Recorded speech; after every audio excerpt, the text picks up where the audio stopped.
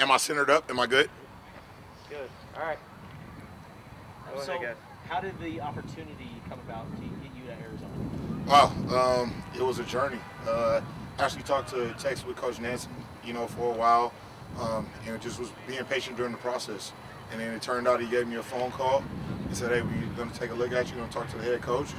Then things sped up very quickly from there. Then, like the next day, had a flight in my email, and I had to get all my things prepared to come out here. But I followed the team and the trajectory that they were going, so it was definitely something that me and my family was definitely interested in. So the time between Washington State and Arizona, what were you doing between them? Well, I was a husband and a father. I was basically focused on my family during that time, and it was a great time for me to grow as a husband and as a father. I learned a lot. I learned about relationships with my kids, and actually became a flag football coach, and that was real fun with my son. It was ironic that all these places that I coached at, I never really got to watch a football game with my son in the college atmosphere. So we did a lot of things that was memorable, a lot of things to create family events, and try to create memories during the time that we had. So we became a much tighter knit family during that time. How old is John? Oh, my son's 10. Yeah, so he think he's going to be taller than me next year, so he's growing fast. I was saying, how is John Richardson, the flag football coach? You know what, man? He's a passionate guy. Learn to develop and not think that they already know schemes and everything like that. So I had to scale it back a little bit and actually teach. But it was one of the purest forms of football that I've been around in a long time. It was just kids going out there to have fun. We were talking about lawn chairs on the sideline and everything like that. So it was really a time for me to give back, to other kids and to actually be able to coach my son for once. So it was a great time. Now that passion that we've seen out here, I would imagine it's that the kind of passion you were showing flag, just how into it you get with your players. Absolutely. It's one thing about it is I treat this as my mission field, and if God's going to bless me to be able to impact young men, then you know what, I'm going to give my all to it. And it was the same way with my children and coaching the flag football team, the Thunder. We had a great time with the Thunder, going to different places. We only played in one location, but we practiced at another, so it was like traveling for us, but it was fun, man. How would you describe your coaching style out here with these guys? I really like to attack the process. I really like to coach every single guy from top to the bottom. If you're in the room, you should be coached. And you should be coached to the intent of every player on the team. So I'm passionate. I like to hold everybody accountable, but I love them.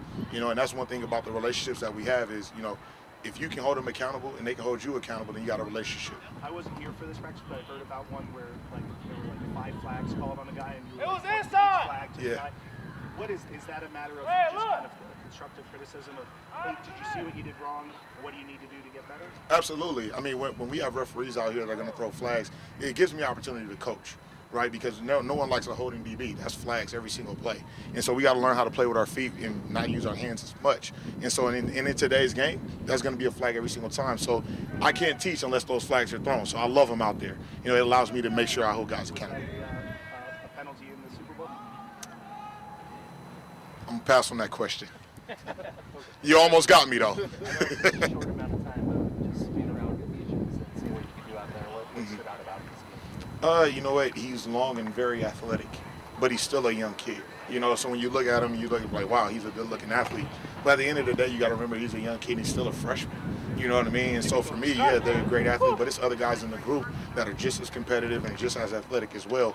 And that's what I love. The group is all pushing each other to become very good as a group.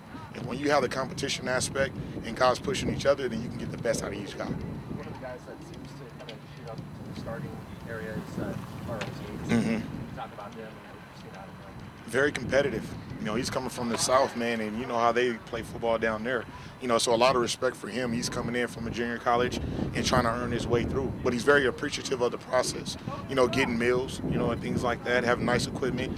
Those are the things that junior college guys, appreciate. And for him, he's coming in and he's trying to compete.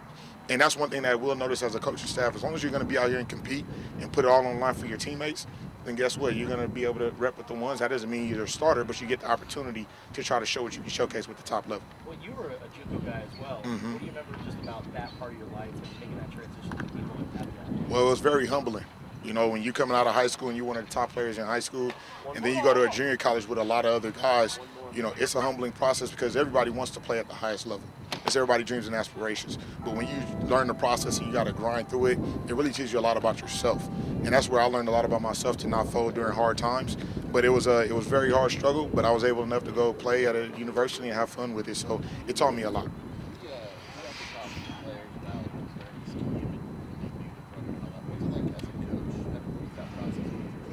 It's nonstop action.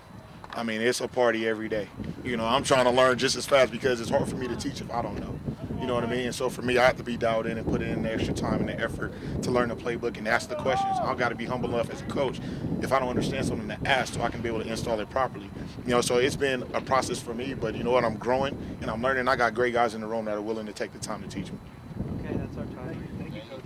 Peace. Appreciate y'all. Welcome to Tucson.